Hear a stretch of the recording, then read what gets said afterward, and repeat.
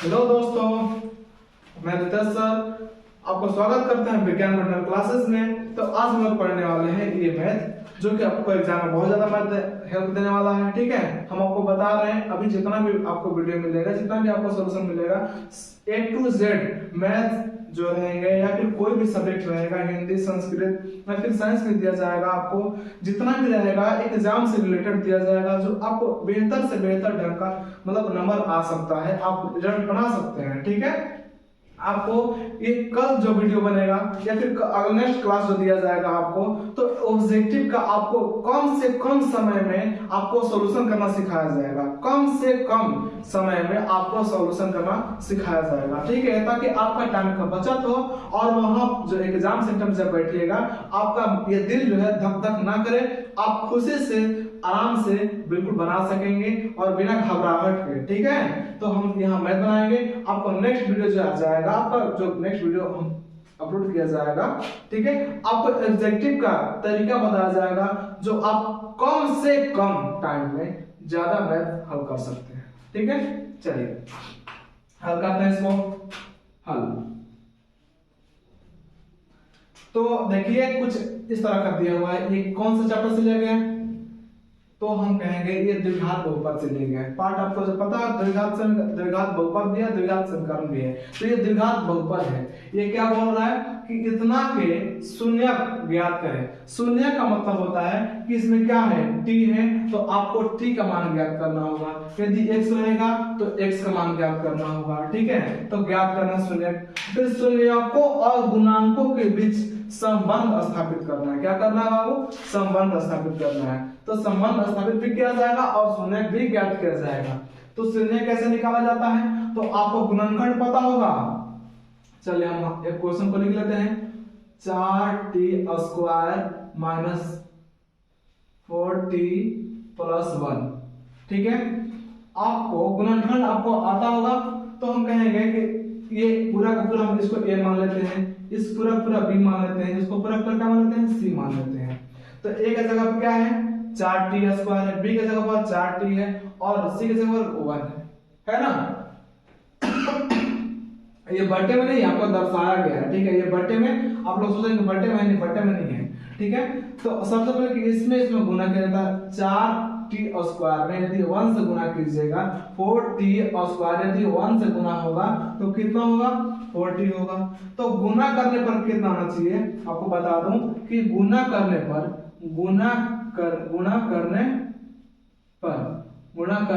कितना आना चाहिए, तो आना चाहिए 4t² प्लस या माइनस में, तो प्लस में होना चाहिए। ठीक है, और जोड़ या घटाओ यानी कि जोड़ सकते हैं या फिर घटा सकते हैं। जोड़ने या घटाने पर कितना आना चाहिए बाबू? जोड़ने घटाने पर कितना आना चाहिए? तो हम कहेंगे -4t आना चाहिए, 4t आना चाहिए माइनस में। तो आप किसको तोड़िएगा, आप किसको रखिएगा? तो हम कहेंगे कि ये जो 4 होता है अपने जगह पर रहता है, और जब ये जो 1 रहता है अपने जगह पर रहता है। यानी कि A और C अपने पोजीशन को बनाए रखता है, और अपना पोजीशन को कौन घटाता है, बढ़ाता है? तो जो B है, B के पोजीशन पर है कि B के जगह पर है, कुछ ऐसे वर्ड्स रखा जाएंगे जो गुना करने पर 4t² आ जाएगा और जोड़ने घटाने पर 4t आ जाएगा।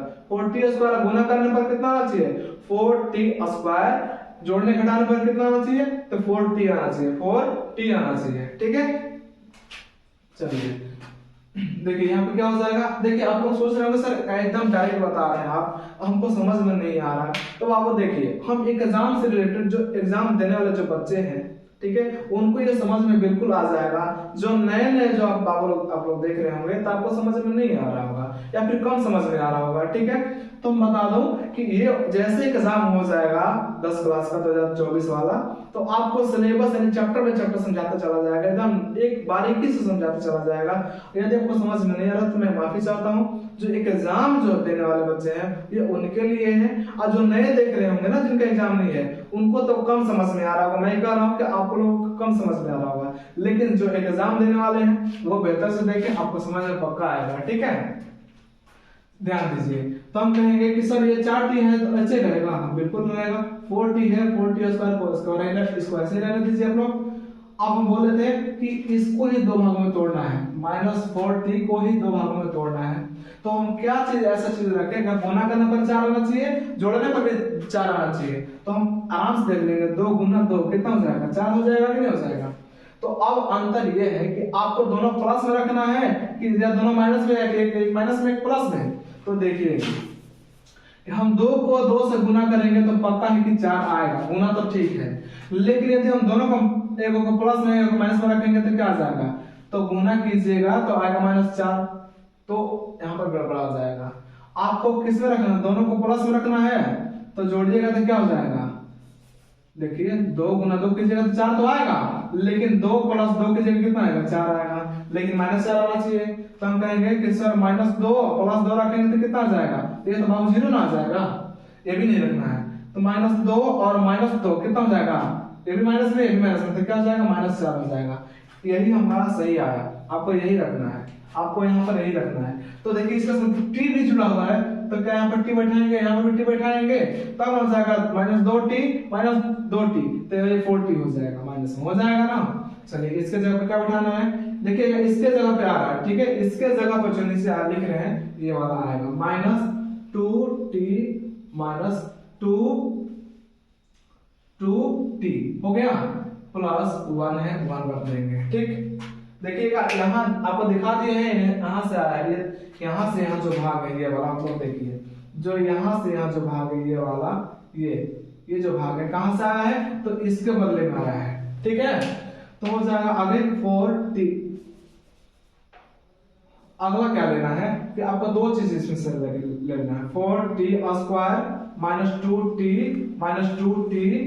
-2t प्लस क्या है 1 है, और बराबर में 0 लिखना है, बराबर में 0 लिख लेना है, बराबर में 0 लिख लेना है। अगर बराबर में 0 नहीं भी लिखेंगे तो कोई दिक्कत नहीं है, लेकिन बराबर में 0 रखने से कोई तो फर्क पड़ने वाला नहीं है, ना इसमें लाभ होगा ना कुछ हानि होगा। देखिए यहाँ पर दोनों में कॉमन लिया जाएगा, यहाँ पर दोनों में कॉमन लिया जाएगा। अब कॉमन का मतलब क्या होता है, कॉमन का मतलब होता है कि ऐसा 2 गुण या ऐसा एक गुण जो हमारे भी अंदर में है, एक हमारा जैसा गुण ही एक और व्यक्ति में है, तो हम लोग क्या हो जाएगा, ये क्या हो जाएगा, कॉमन हो जाएगा, ठीक है, घनिष्ठ हो जाएगा। तो इन दोनों में से क्या कॉमन ले सकते हैं, तो 2 गुना 2 4 हो जाएगा, t गुना t, हम देखिए इसको तोड़ दिए, -2 गुना t -2 गुना t +1 गुना 1 करेंगे तो 1 रहेगा बराबर 0, ठीक है। हम इसे मिटा देते हैं, हम इसको ऐसे मिटा दे रहे हैं ताकि आपको दिखेगा, ये देखिएगा ये 0 है, आपको ध्यान रखना है। तो देखिए हमको बता रहे हैं, आपको यहाँ से यहाँ जो है इसको आपको एक कॉमन लेना है दोनों में से। तो यहाँ पर देखिए इसमें 2 है, इसमें 2 है, इसमें एक और 2 है, इसमें t 2 नहीं है, t है, मतलब कि इसमें 2 है, t है, इसमें 2 है, t है, तो 2t को निकालो, 2t को निकाल लेते हैं, तो यहाँ पे क्या बचा 2 और एक बच गया t, तो 2t बच गया ना जी। चलिए माइनस है, यहाँ पर 2t सब निकल गया, तो खाली क्या बचा है, बस केवल एक ही बचा हुआ है। जब सब निकल जाता है तो कितने बच्चे कहते हैं कि सर जब सब निकलेगा तो क्या बचा, 0 ना बचा, नहीं, सब निकल जाने के बाद आपको एक तो बच जाएगा, एक बच जाएगा, ठीक है। देखिए माइनस है, आपको हमको मतलब कॉमन निकाल लेना है, 2 है तो 2 नहीं है, t है तो t भी नहीं है, एक है तो एक तो सब में रहता है, एक इसमें भी है एक इसमें भी है, तो हम एक को ही कॉमन ले लेंगे। जब एक कॉमन ले जाएगा तो यहाँ पर क्या बचेगा, तो पूरा का पूरा ही बच जा रहा है, यहाँ पर माइनस में है, यहाँ पर माइनस लाना है, तो क्या हो जाएगा, तो 2t ये रह जाएगा। अब यहाँ पर ये प्लस में है, क्या लाना है, माइनस लाना है, सॉरी यहाँ पर प्लस लाना है, यहाँ पर माइनस है तो हम यहाँ पर प्लस रखेंगे, तो प्लस और माइनस क्या हो जाएगा, माइनस होगा। हमें लाना क्या है, तो प्लस लाना है, क्या लाना है, प्लस लाना है। तो आपको पता होगा कि माइनस और गुना माइनस क्या हो जाता है, प्लस हो जाता है, तो माइनस और गुना माइनस तब जाकर हो जाएगा प्लस, और एक को कॉमन ले तो एक ही ना बचा जी, बराबर में क्या रखिएगा, 0 रखिएगा। चलिए अब आप लोग देख रहे होंगे कि दोनों डिब्बा जो है, ये देखिए ये डिब्बा दोनों डिब्बा जो है एक जैसा है। हम इसको क्या करेंगे, तो हम यहाँ को इसको दोनों को एक बार लिख लेंगे, इन दोनों डिब्बा का मतलब एक बार, ठीक है। तो 2t - 1, ठीक। अब ये देखिए 2t - 1 हो गया बराबर 0। अब ये 0 कहता है कि हम दोनों के लिए है, हम दोनों के लिए ही है, तुम्हारे लिए भी बराबर 0 है, तुम्हारे लिए भी 0 है, बराबर है। वो कहने का मतलब है कि 2t - 1 बराबर 0, ये वाला है, ठीक है। अब ये देखिए 2t माइनस 1 बराबर 0, ठीक है। अब हम कहेंगे कि 2t बराबर प्लस 1 हो जाएगा, क्योंकि इधर माइनस में तो इधर प्लस में हो जाएगा, और प्लस लिखा था नहीं है, ये 0 हो गया, खत्म। अब t बराबर क्या हो जाएगा 1/2 हो जाएगा, क्या हो जाएगा बाबू 1/2 हो जाएगा। फिर यहाँ पर देखिए ये इस तरह से जैसे कि हम वैसे इसको भी करेंगे, 2t बराबर 1 हो जाएगा प्लस में, क्योंकि इधर माइनस में है, तो t बराबर 1/2 हो जाएगा। आ रहा समझ में? देखिए दोनों का मान जो है एक जैसा हो गया, तो शून्य क्या हो जाएगा, तो शून्य लिखिएगा, शून्य बराबर देखिए हम आपसे बोले थे कि शून्य का मतलब कि टी का मान निकालना है, टी का मान निकाल दिए तो आपका शून्य मिल गया 1/2 कॉमन 1/2। अभी आप सोचेंगे कि मैथ बन गया सर, तो हम कहेंगे नहीं, अभी जो मैथ जो है बना नहीं है। अभी आपको तो सिर्फ क्या निकालना है, आप शून्य ज्ञात किए हैं, क्या ज्ञात किए हैं, शून्य ज्ञात किए हुए हैं, आपको क्या निकालना है, अभी सत्यापित करना है क्या, इनका गुणांकों जो है शून्यकों और उनके गुणांकों के बीच संबंध बताना है। तो संबंध कैसे बनाया जाएगा, बताया जाएगा, देखिएगा आपको पता होगा कि अल्फा प्लस बीटा यानी शून्यकों का योग होता है, इसका मान कितना हो जाता है, तो हम कहेंगे b माइनस b/a, ये हो जाता है। अब ये हो जाता है, अब इसका मान निकाल लेंगे, ठीक है। इसका मान कितना हो जाएगा जी, तो हम कहेंगे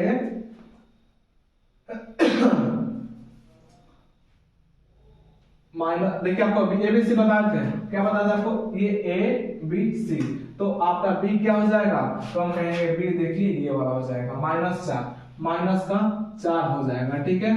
और ये A देखिए A क्या हो जाएगा, तो A का जगह पर देखिए 4 हो जाएगा, क्या हो जाएगा बाबू 4 हो जाएगा, ऐसे हो जाएगा। लेकिन एक गलती यहाँ पर और हम लोग क्या कर सकते हैं, और वो खास करके सभी बच्चे करते हैं, तो आप देखिएगा ये तो माइनस के लिए सूत्र में है -b/a, अब आप लोग इसको मान चलिए कि ये वाला जो है यहाँ पर 4 है, ये देखिए -4 है, -4 को लिख दिए, तो ये माइनस कहाँ गया, इस माइनस को भी रखना है, इसके आगे ये माइनस लग जाएगा, तो बताइए माइनस क्या हो जाएगा, +4 हो जाएगा, और ये 4 इससे कट जाएगा, कितना हो जाएगा जी, तो 1, तो अल्फा प्लस बीटा का मान कितना आ गया, 1 हो गया, ठीक है।